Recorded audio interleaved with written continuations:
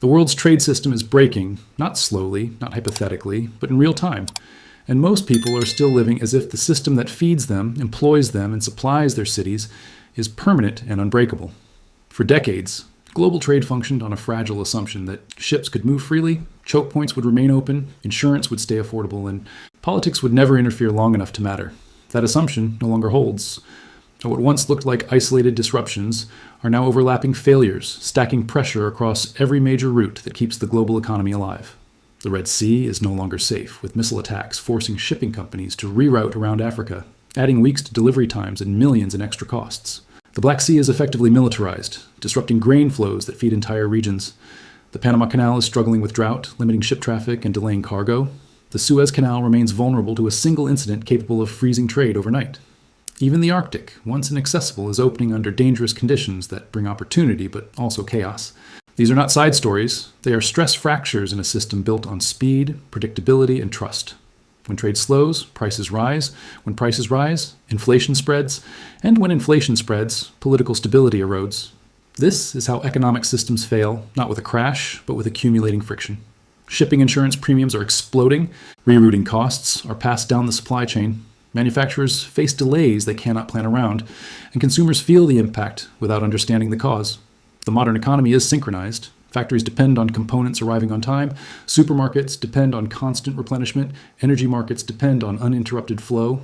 Break the rhythm, and the system stutters. What makes this moment dangerous is not any single conflict, but the fact that trade routes are becoming contested simultaneously. In the past, disruption in one region could be absorbed by stability elsewhere. Today, there is no elsewhere. Every major corridor is either strained, threatened, or politicized. Companies are no longer asking how fast goods can move, but whether they will arrive at all. Governments are no longer planning growth, but resilience. And resilience is expensive. It requires redundancy, stockpiles, alternative routes, and strategic protection, all of which slow growth and raise costs. This shift marks the end of an era where efficiency ruled above all else. The world optimized for speed, cost, and scale, assuming stability would persist. Now, stability is the scarce resource. States are reasserting control over trade in ways not seen for generations, using access as leverage, regulating routes, and prioritizing national security over global efficiency. This is not accidental, it is structural. Trade routes have always been instruments of power, but globalization disguised that reality behind contracts and containers. As pressure mounts, the disguise is failing. Countries are realizing that whoever controls trade controls outcomes, and those who depend on trade they do not control are exposed.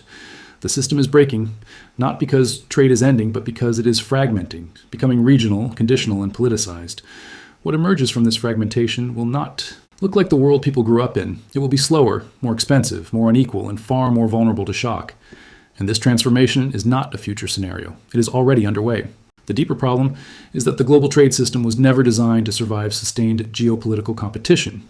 It was built for cooperation under a single security umbrella, and that umbrella is no longer uncontested. For decades, maritime trade depended on a simple reality.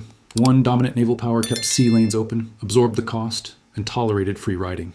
Because stability served its interests, that model is collapsing as power diffuses and incentives change. Trade routes are becoming tools rather than commons. Access is being questioned, regulated, and weaponized. Insurance companies, ports, and shipping firms are adjusting not to market signals, but to geopolitical risk. When missiles fly near shipping lanes, insurers raise premiums. When sanctions expand, ports refuse cargo. When alliances fracture, routes become liabilities. This creates a feedback loop where risk increases cost reduces volume, reduced volume concentrates trade into fewer routes, and those routes become even more valuable and contested. The result is a brittle system that looks large but behaves fragile. This is why governments are now racing to secure supply chains rather than expand them, why industrial policy has returned, and why phrases like strategic autonomy and economic security dominate policy discussions. Trade is no longer just commerce, it is national survival. This shift has consequences that extend far beyond shipping. Countries that once relied on exports to drive growth face shrinking markets. Import-dependent states face inflation and shortages. Developing economies that sit at the end of supply chains absorb the shock without the buffers wealthy nations possess. The breaking of the trade system is therefore not neutral. It redistributes pain upward and downward unevenly, fueling resentment, instability, and political radicalization. The world is entering a phase where trade is less about efficiency and more about alignment, less about price and more about loyalty. Who you trade with matters as much as what you trade. This is why trade blocs are forming, why nearshoring and friendshoring are replacing globalization, and why countries are willing to accept higher costs for perceived security. The irony is that these defensive moves accelerate the breakdown they seek to avoid. Every attempt to reduce exposure narrows the system further, increasing competition over what remains. The world's trade system is breaking because it was stretched to its limits under assumptions that no longer apply. It assumed peace, predictability, and shared interest.